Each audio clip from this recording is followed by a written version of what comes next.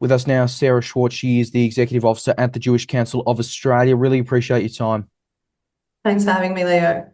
So, first of all, your immediate reaction to hearing this news of a ceasefire. It came at about 4 a.m. Australian time last night. Yes, my first feeling, and I think a lot of people's feelings who have been fighting and have been opposed to this senseless war for the past 15 months, is relief.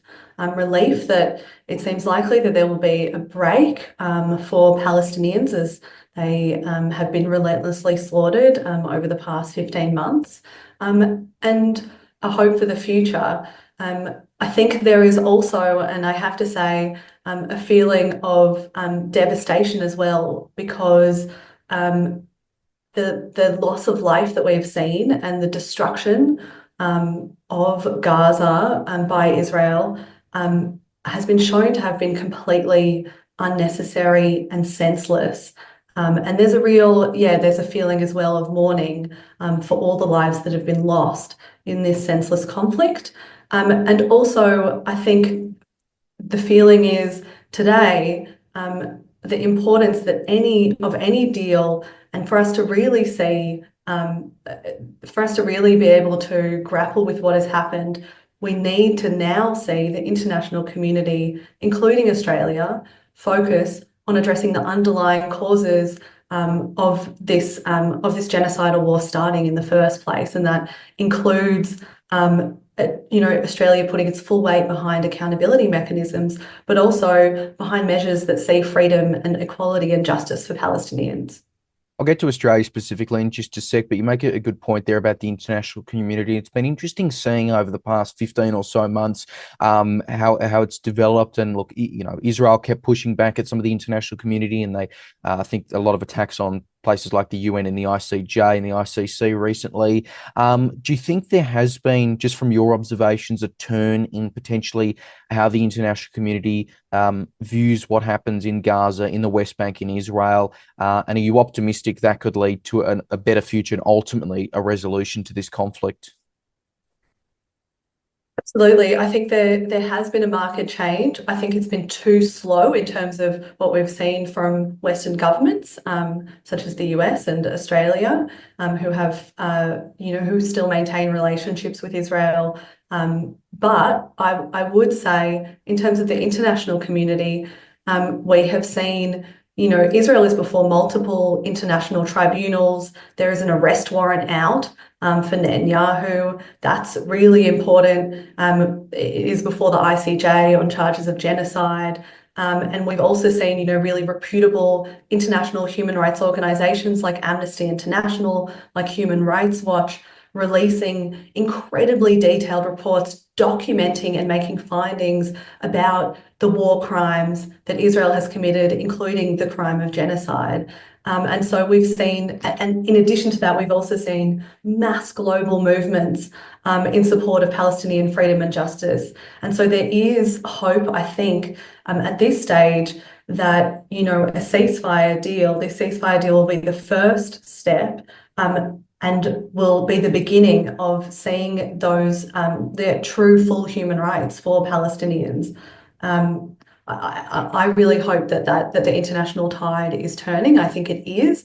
I think more and more countries are seeing Israel as a pariah state, and Australia really needs to be doing the same.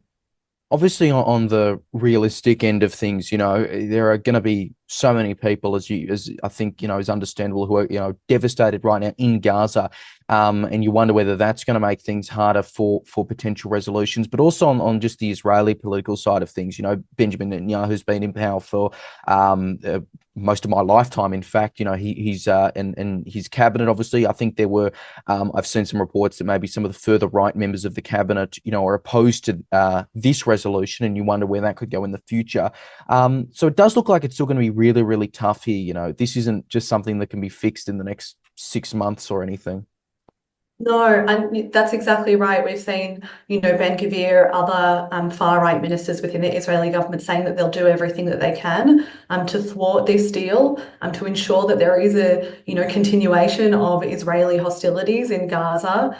And, the other thing that really needs to be said and has been said, including by Haaretz and and international papers is that, you know, the Netanyahu government has been rejecting deal after deal after deal, many of those along the exact same lines that we've seen for this deal. And so, you know, with complete disregard not only for the lives of Palestinians who have been killed in the tens, hundreds of thousands, likely, but also complete disregard for the lives of the hostages, who many of whom have been killed as well, and who continue to be in captivity.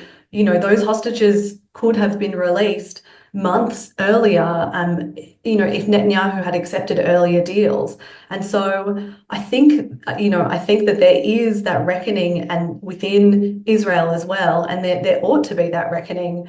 But you know, you're absolutely right. It's not over. We could now see the Israeli government use this opportunity, use this temporary cessation, which hasn't even started yet, to regroup, to continue its assault on either Gaza or other aspects within the Palestinian population. There is a far-right government in power in Israel which wants to see Israel have complete control over a huge swathe of land, which includes and where Palestinians live, and the denial of Palestinian rights on that land, and the eradication of Palestinians on that land.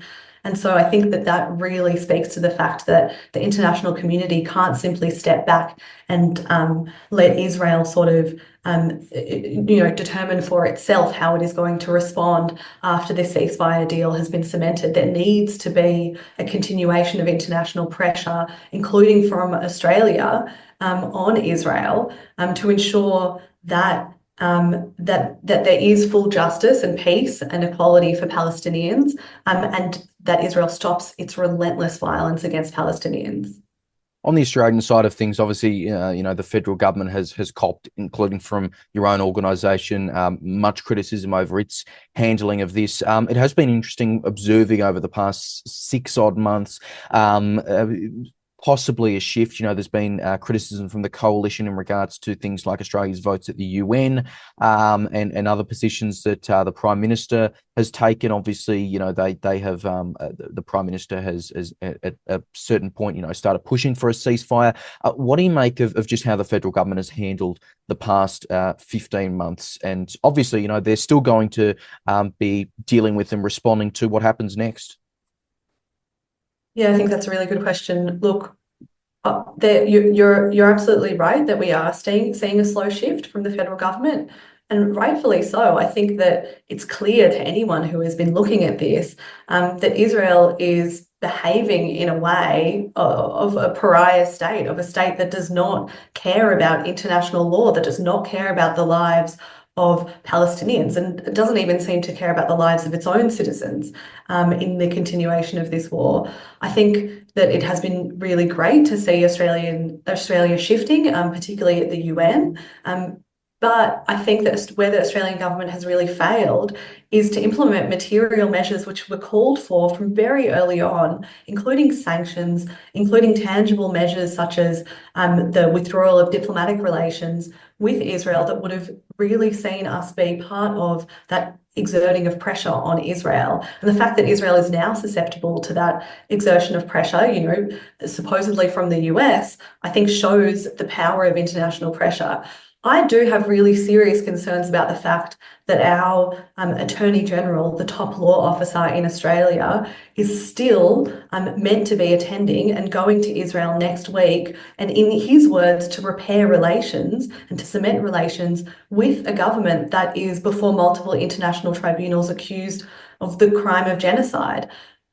I think that there is nothing to repair here in terms of that relationship. And what we really need to see from our top law officer and from the Australian government is a commitment to upholding international law, a commitment to upholding international law when it comes to the ICC arrest warrants, when it comes to pushing Israel to ensure the release of Palestinian prisoners, to end its blockade of Gaza, to end its military occupation of the West Bank, All of these things are things that the Australian government needs to be pushing for. It's no time to be repairing relations with a pariah state.